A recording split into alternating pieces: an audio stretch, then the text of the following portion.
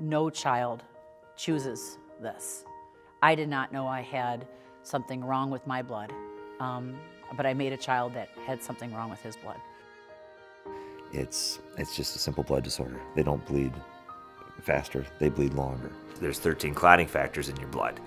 One hands off to the other and it goes down the line. A great way to show this is through the dominoes. If you have hemophilia A, you're missing factor 8. The dominoes don't keep going, the clot doesn't happen, or the clot is unstable. People with hemophilia are missing number 7, number 8, or number 9. I have hemophilia A severe, and it's where my blood doesn't clot as normal people do. I was born with it, it cannot spread. You just born with it. Your body bleeds all the time. I mean, you walk down the road and you have a knee bleed. You're unaware of that because it is not something you think about. Your body normally repairs itself. I say, well, for a hemophiliac, it doesn't work like that. The body doesn't repair itself. Nosebleeds happen whenever. Bleeds happen whenever. So I remember one time we were going downtown Madison and we were walking around and we had to go to the top floor of the Noodles and Company right there on the corner and go infuse on a dining table. The kids have to grow up tough because when you start pulling out that many needles and medicine, other people will stare like, why is this mom standing there while their child is doing heroin?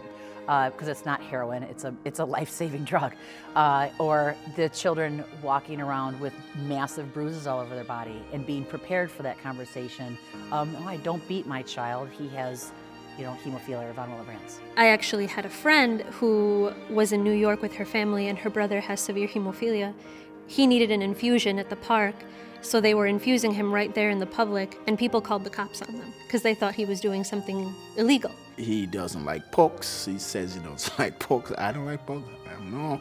So every time it's a negotiation. It's like, I know you don't like pokes. Nobody likes pokes. No, you need this to stay healthy.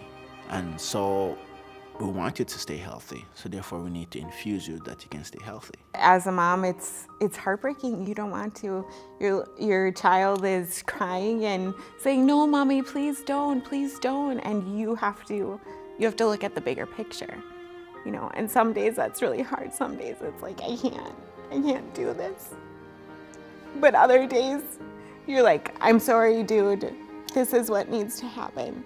We have to do this because you need to be well." Look, a diabetic, I think, has more pokes and clotting than people with hemophilia actually right now. Prophylaxis has been a boon to our younger people because it lets them live a normal life. There is no break. There's no thing of, one day. They'll be dealing with this for the rest of their life. And that's just the reality of it. My biggest fear now, fast forward from when he was first born, when will my child die, to is what will my child do as an adult so that he can have insurance and be taken care of. You look for jobs and you're more concerned about the health insurance sometimes than the job or even the pay. I think what we did in the beginning was educate them that they aren't hemophiliacs.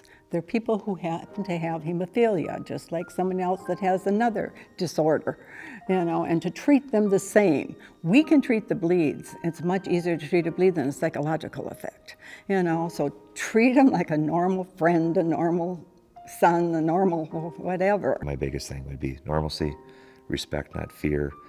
And the last thing is to know where to go. We're here.